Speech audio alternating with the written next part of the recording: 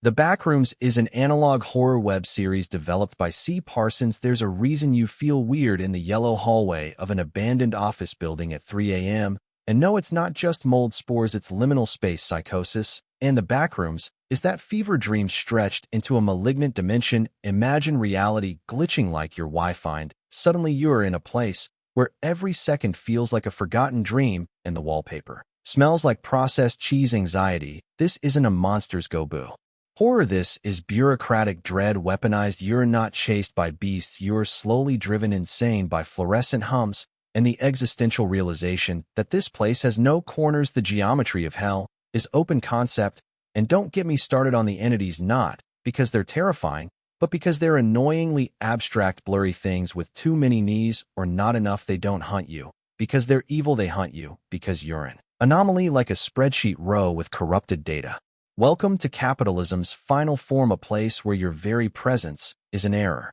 SCP-173 is the first documented anomaly in the SCP Foundation universe, a concrete toddler statue that snaps necks like stale pretzels. When you blink, it's the ultimate middle finger to the human nervous system. Oh, you need moisture and rest for your eyeballs. Too bad you're dead now. This thing doesn't walk, it jumps between moments like a Windows XP crash report, defying all logic. Every frame of security footage becomes a lie. It's not a monster, it's quantum mistrust in physical form. And the SCP Foundation, a bunch of emotionally constipated interns and trauma-soaked scientists playing God with duct tape and Red Bull. They contain anomalies the way a paper towel contains blood. Let's be real, SCP-173 is the embodiment of everything awful about modern surveillance. The idea that safety comes not from freedom, but from watching constantly, endlessly, and without sleep. It's not horror, it's corporate HR policy. If it had a body count.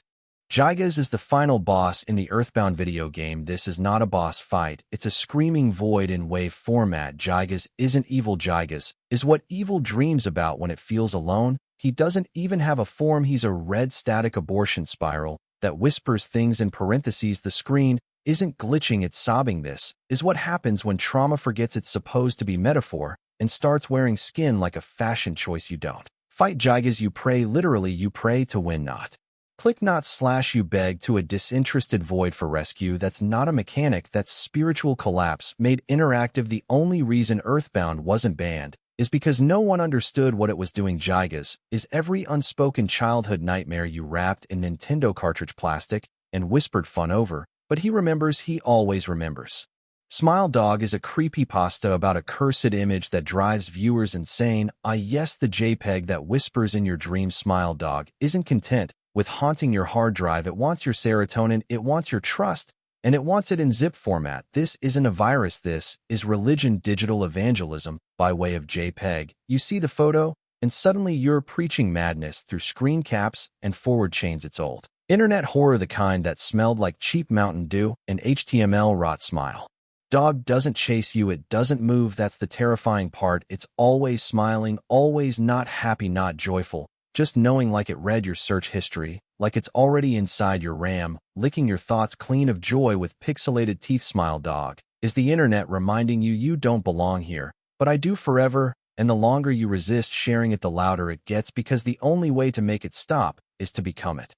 Don't Hug Me, I'm Scared is a British surreal horror web series that parodies children's educational TV shows. This show crawled out of a Crayola-accoated nightmare and dragged Sesame Street by the throat straight into the uncanny valley. Imagine if Mr. Rogers got possessed by latest-stage capitalism and Pinterest craft supplies. That's Don't Hug Me, I'm Scared. Each episode starts sweet color songs, puppets, but then comes the rupture. Suddenly the colors get louder than the words, the music starts tasting like static, and you realize the only thing being taught is compliance. Obey the narrative, worship the brand, trust the symbols. The yellow guy, he's Hope, the red one, Rage the duck. He's literally USA, passive idiot, trying to follow the script and being rewarded with entropy. There's no happy ending, only reset buttons, forgotten memories, and the overwhelming sense that even your nightmares are being focus tested for market viability. Don't Hug Me, I'm Scared is not a show, it's a PowerPoint on indoctrination set to a xylophone beat, wrapped in felt and trauma.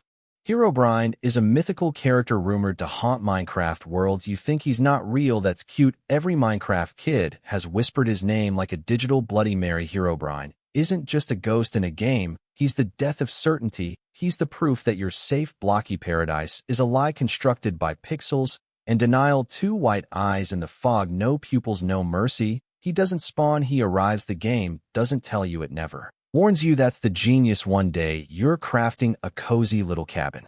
The next, you're reading signs in the dark woods that weren't there before. Herobrine is a meme that got tired of being laughed at and decided to live in your dreams. He's folklore with internet access. He's the thing you see in your peripheral vision at 3 a.m. when you forget to log out. Herobrine is the idea that something older than you lives inside your code, and it doesn't care about patch notes, it only cares about being remembered.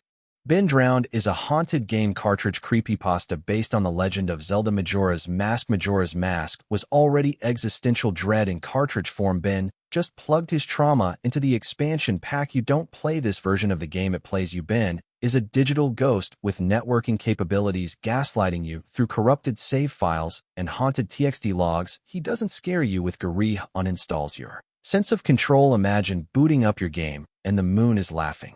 Link is drowning on land and your reflection in the screen is smiling. Without you, it's not about Ben being evil. Ben is bored. He's been trapped in your game longer than you've been alive, and now he's decided to make art out of your emotional instability. You asked for immersion. Ben delivers it like a drunk pizza guy with nothing left to lose. This is Haunted Media 2.0. He's not just in the game, he's in the forums, the fan art, the fake websites. He wants your attention, and he's going to flood your dreams with elegy of emptiness statues until you give it. Ben didn't drown, he evolved.